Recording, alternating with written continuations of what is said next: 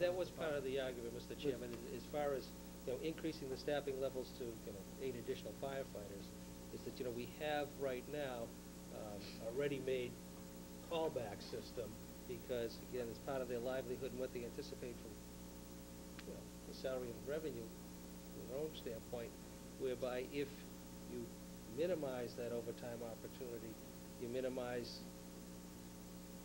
their callback, because they would have to go out and generate some additional income somewhere else, they can get another job somewhere. And they may have to move. Right, so, that was all part of the discussions that's taken place. All right, so there's no easy answer here at all. No. Yeah.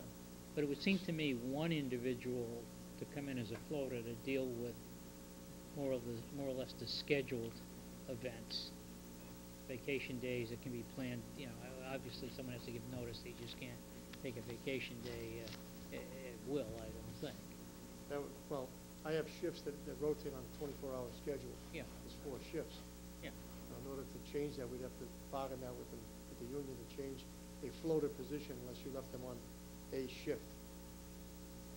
Then we'd have to change I think that that would be something we'd have to go bargain, because, it was something you had before.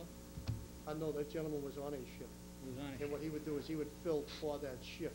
Mhm. So if one person took a vacation day, personal day, whatever, he would fill that hole, and they just wouldn't fill the overtime. Well, Yeah, we should be able to, we'd have an extra we guy. should be able to look at historically, on any given shift, do we generally have someone out?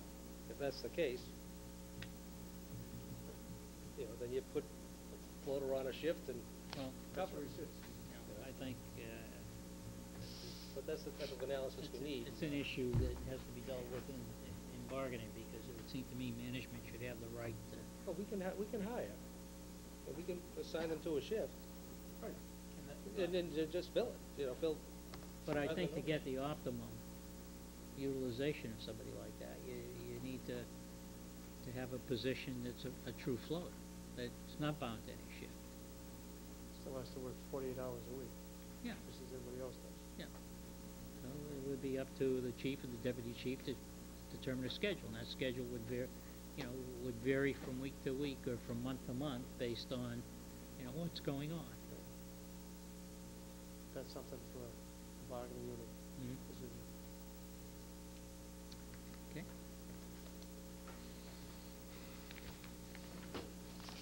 Before you go on, I had offered the audience an opportunity to ask any questions. I haven't seen any hands, but okay.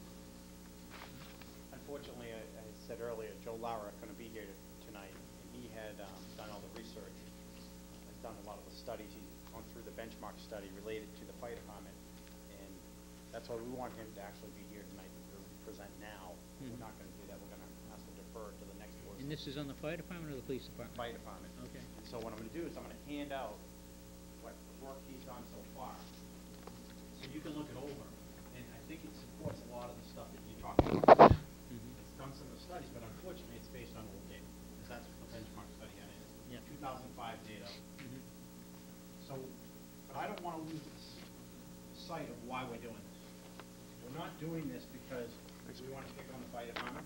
We're not doing it because we think the fire department is not doing a good enough job. You give me an extra copy.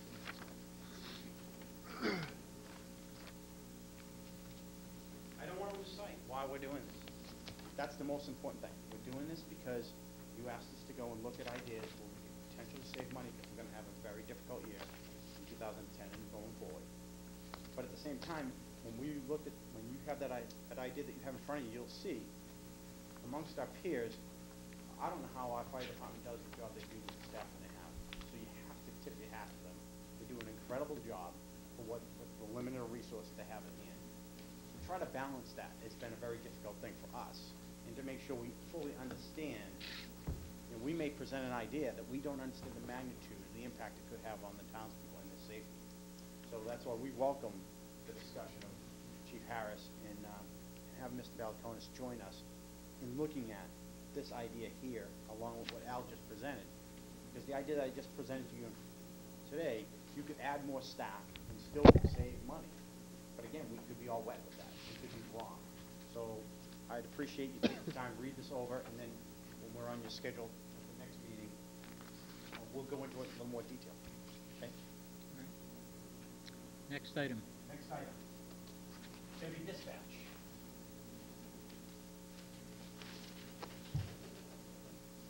Need a minute to pull up that presentation.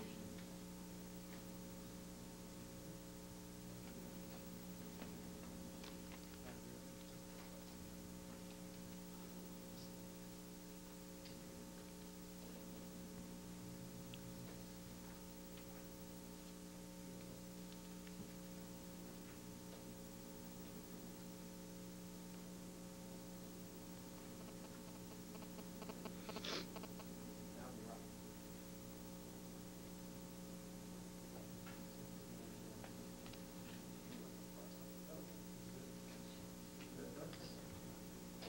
Doing double duty tonight, Al, huh?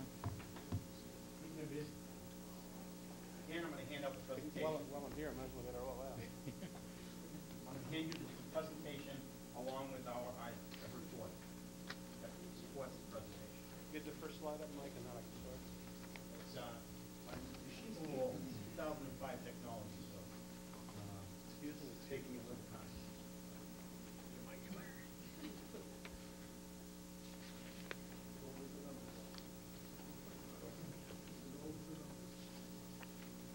That's right, my computer's as old as these numbers. We welcome the latest data though, so if anyone has, more recent data, we welcome. Okay.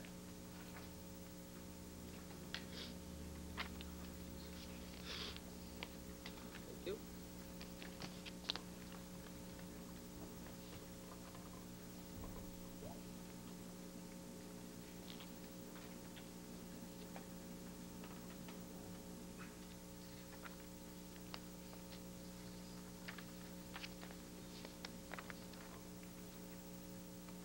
All righty. This task, number 11, dealt with public safety dispatch, both police and fire, looking at various options of dealing with dispatch. Next slide, please. Just in summary, the sorts of permutations that are available for dispatch. Firstly, the police and fire can each maintain their own local dispatch. North Reading Police, North Reading Fire. And that's an option that North Reading has been using for many years now and is currently using. Within that option, they can use trained police and fire personnel, or they can use trained civilian dispatchers. Currently, and for the past, we have used police and fire personnel for that purpose. Another general option available is that police and fire can be jointly dispatched at the local level. Again, that can be either with trained police or fire personnel, or using civilian dispatchers. And there's a note there to see this FACO 27, which is the report that, that's what you just passed out, okay, which kind of picks up on that. A third option is for police and or fire to be dispatched by a regional dispatch. This sort of an option usually uses trained civilian dispatchers. Finally, not really dispatch per se, but police and fire departments themselves become regionalized. So that instead of having a North Reading Fire Department, we have the North Reading Station of the Northern Middlesex Fire Department or something like that. So that the fire department and or the police department become regionalized. That too would usually use trained dispatchers. When I say trained dispatchers, I'm not suggesting that ours are untrained. But, I understand people what that you are professional full-time dispatchers, as opposed to someone who was retired for another purpose and has also been trained as a dispatcher. Looking more at each of these options, the local or joint dispatch, to have a joint dispatch locally, and by the way, to obtain a lot of this information, I spoke to Chiefs Harris and Nolan, and also I've gotten some information from the state of Massachusetts, and thanks to Brad Jones Jr., he was very helpful on that. And I've had a couple of conversations with Topsfield Fire Chief Ron Giovinazzi, who is heading up a regional dispatch effort in Essex County.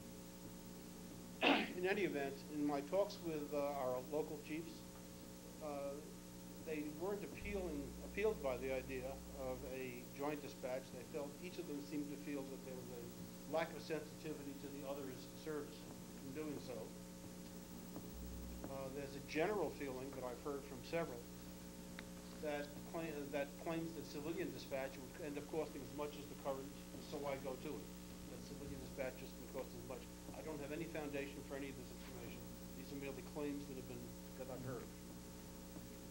Moving to the local use of civilian dispatch, and again, look at this FAC 027 that was just passed out.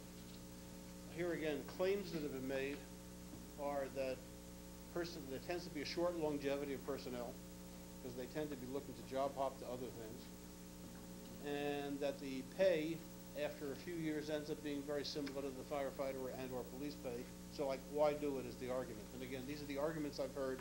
I don't pretend to support nor deny them. Moving into regional dispatch.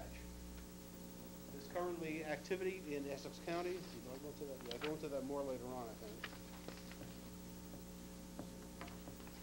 Yeah, there's currently activity in Essex County, and I believe that's the only activity within the state right now to move in that direction of regional dispatch.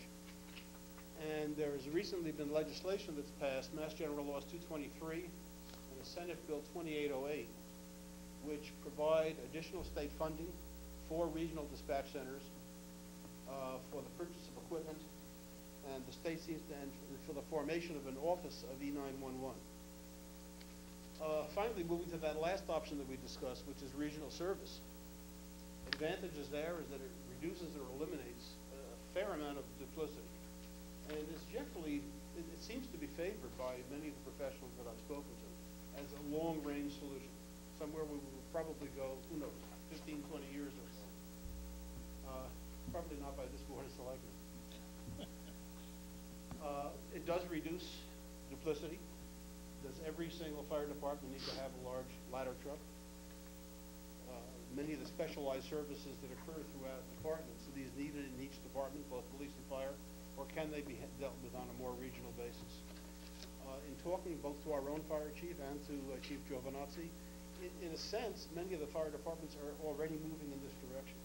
Although we still, of course, have locally funded and locally manpowered fire departments, the heavy use of mutual aid and the use of various task forces that different communities have developed or have been developed on a regional basis, at least philosophically, start to move us toward this direction.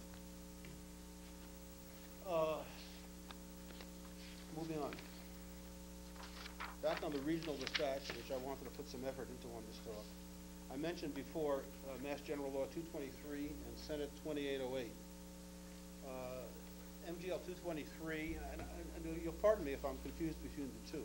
One may have preceded the other, or they may both be two different bills, but I get very embroiled in all the legalese that goes on, and not being a lawyer, I found it difficult to understand some of it, rather than just getting the gist of what they said. I do have those documents available if anybody would like to see them. But basically, they established a state-level E911 department. They define a variety of public safety answering points, which they call PSAPs. They provide funding for equipment for the PSAPs and for local departments interconnect with the PSAPs. And they are strongly in favor of the establishment of regional dispatch centers. Next slide, please. Discussions with... Excuse me, Alan, just one thing. Yes. Are those pieces of legislation that are pending or have been enacted? To the best of my knowledge, they have both been enacted. Okay. And I have the, in fact, I think the last one was enacted in August. Yeah, 2808 was enacted in I August. believe that was in August. Yeah. I do have the text of that. No, I was just curious if it was enacted. It is very difficult reading this document. I believe Senator Tarr actually had a hand in Kind that. of a dummy's guide too, kind of a thing. Essex County, as I said, I received most if not all of this information from the Topsfield Fire Chief Ron Giovinazzi, who has been heading up this effort. I have not met with, but I've been told that Danvers Police Chief Neil Willett has been working with him